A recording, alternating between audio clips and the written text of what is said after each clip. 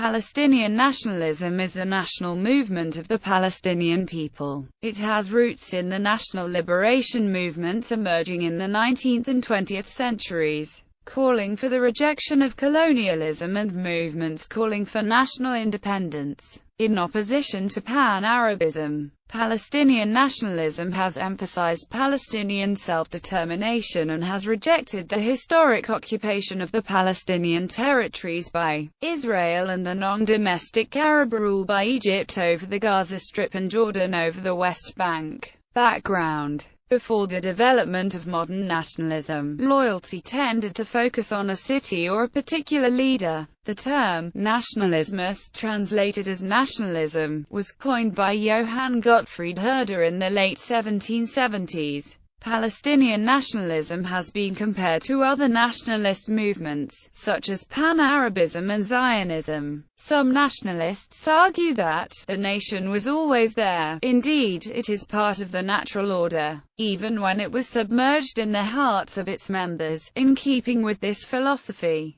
Al-Quds University states that although Palestine was conquered in times past by ancient Egyptians, Hittites, Philistines, Israelites, Assyrians, Babylonians, Persians, Romans, Muslim Arabs, Mamluks, Ottomans, the British, the Zionists, the population remained constant, and is now still Palestinian. Zachary J. Foster argued in a 2015 Foreign Affairs article that, based on hundreds of manuscripts, Islamic court records, books, magazines, and newspapers from the Ottoman period, it seems that the first Arab to use the term Palestinian was Pharaoh George Qassib, a Beirut-based Orthodox Christian. He explained further that Qassib's 1909 book Palestine, Hellenism, and Clericalism noted in passing that the Orthodox Palestinian Ottomans call themselves Arabs, and are in fact Arabs, despite describing the Arabic speakers of Palestine as Palestinians throughout the rest of the book. In his 1997 book,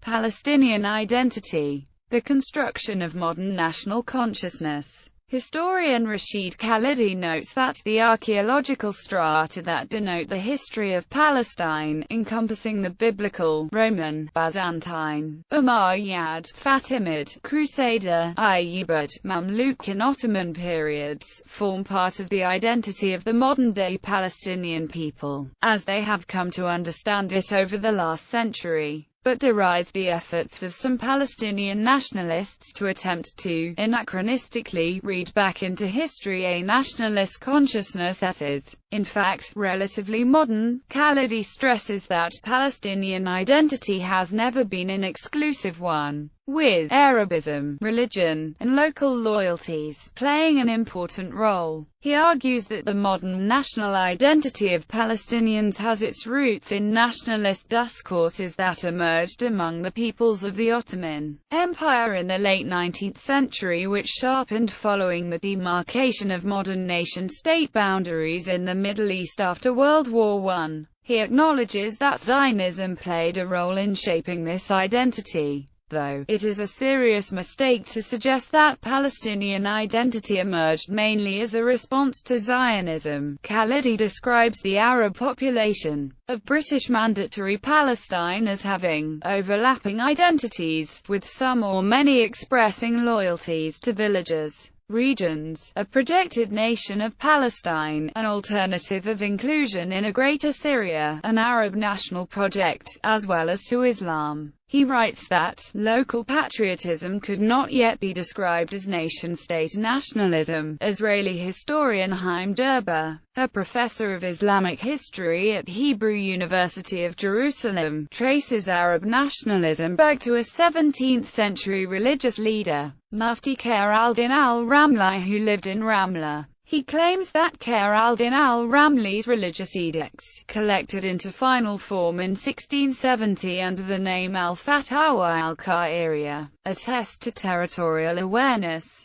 These fatwa are a contemporary record of the time, and also give a complex view of agrarian relations. Mufti Khair al-Din al-Ramli's 1670 collection entitled Al-Fatawa al-Qairiyya mentions the concepts Philastin, Bilajuna, Al-Sham, Misr, and Iyya in senses that appear to go beyond objective geography. Gerber describes this as embryonic territorial awareness, though the reference is to social awareness rather than to a political one. Baruch Himmeling and Joe Migdal consider the 1834 Arab revolt in Palestine as the first formative event of the Palestinian people, whereas Benny Morris attests that the Arabs in Palestine remained part of a larger pan-Islamist or pan-Arab national movement. In his book The Israel-Palestine Conflict, 100 Years of War, James L. Galvin states that Palestinian nationalism emerged during the interwar period in response to Zionist immigration and settlement. However, this does not make Palestinian identity any less legitimate.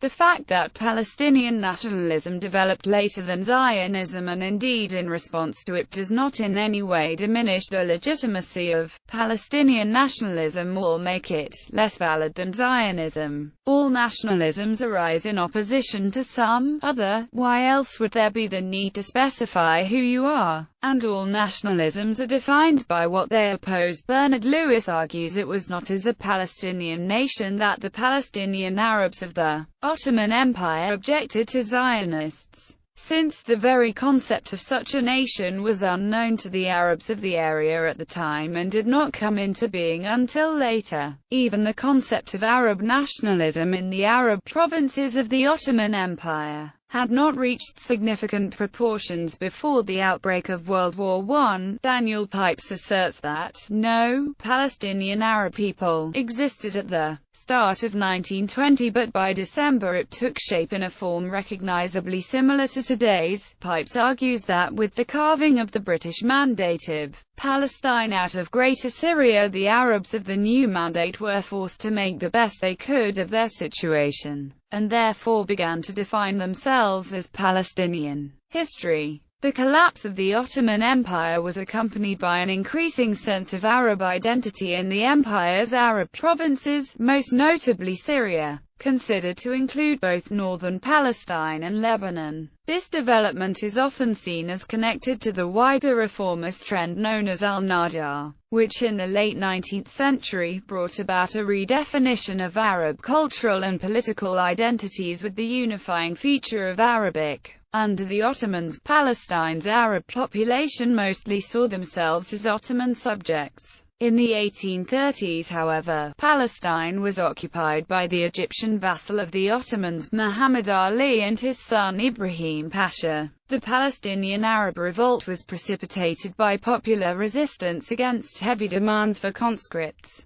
as peasants were well aware that conscription was little more than a death sentence. Starting in May 1834, the rebels took many cities, among them Jerusalem, Hebron and Nablus. In response, Ibrahim Pasha sent in an army, finally defeating the last rebels on 4 August in Hebron. While Arab nationalism, at least in an early form, and Syrian nationalism were the dominant tendencies, along with continuing loyalty to the Ottoman state, Palestinian politics were marked by a reaction to foreign predominance and the growth of foreign immigration, particularly Zionist. The Egyptian occupation of Palestine in the 1830s resulted in the destruction of Acre, and thus, the political importance of Nablus increased. The Ottomans wrested back control of Palestine from the Egyptians in 1840–41. As a result, the Abd al-Hadi clan, who originated in Arabah in the Sal Arabah region in northern Samaria, rose to prominence. Loyal allies of Jezza Pasha and the Toucans, they gained the governorship of Jabal Nablus and other sanjaks. In 1887, the Mutasarriflik of Jerusalem was constituted as part of an Ottoman government policy dividing the Vilayah of Greater Syria into smaller, administrative units.